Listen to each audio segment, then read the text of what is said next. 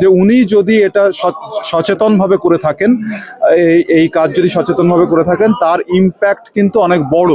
এটা আজকের সমাজ ব্যবস্থায় সেটা একটা যে ধরনের সাম্প্রদায়িক সম্প্রীতির বাতাবরণকে লঙ্ঘন করছে, যে ধরনের আনরেস্ট তৈরি করছে, সেটাকে খুব শক্ত হাতে দমন করা উচিত। আইন শৃঙ্খলার পরিস্থিতি থেকে প্রশাসনের উচিত যে এই বিষয়টাকে অত্যন্ত গুরুত্ব দিয়ে বিবেচনা করা। এর মধ্যে তো মানে বলে দুধে পানি মেশানো, পানিতে দুধ মিশিয়েছে। আপনি এ করুন, তদন্ত করুন, কে অর্ডার করেছে। আমি কোর্ট মানে অন ক্যামেরা বলছি, যদি ইচ্ছাকৃতভাবে এই ধরনের কার্য করে থাকে, ওকে ওকে সর্বোচ্চ শাস্তি দেওয়া একদম। কিন্তু কোনো রকম ভাবে তাকে ফাঁসানো হচ্ছে, কি তা ভুল বুঝাবুঝি হয়েছে, কি হয়েছে, সেটা তদন্ত সাপেক্ষ।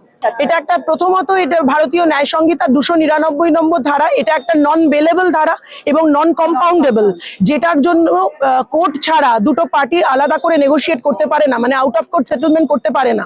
সায়ক চক্রবর্তীর ক্ষমতাই নেই যে এই ব্যাপারটাকে প্রত্যাহার করবেন উনি। আর দ্বিতীয় কথা, আমরা পাঁচটির থানায় যোগাযোগ করে আমরা জেনেছি যে ওনার পক্ষ থেকে মৌখিক বা লিখিত কোনোভাবেই এই কেস উইথড্র করার কোনো ইন্টিমেশন ওনাদের কাছে নেই। সুতরাং এটা আর একটা বুজরুকি, আর একটা ভাওতা। আর আমাদের যেটা বক্তব্য, উনি এফআইআর দায়ের করেছেন আইনিভাবে, আর উনি উইথড্র করার কথা বলছেন সোশ্যাল মিডিয়ায়, ফেসবুকে। এটা তো হয় না। উনি কোনো লিখিত কপি দেখাতে পারেননি যেখানে উনি চিঠি করেছেন পুলিশকে এটা উইথড্র করার ব্যাপারে। এটা উইথড্র উনি করেননি, সেই জন্যই আজকে মামলাটা উঠেছে।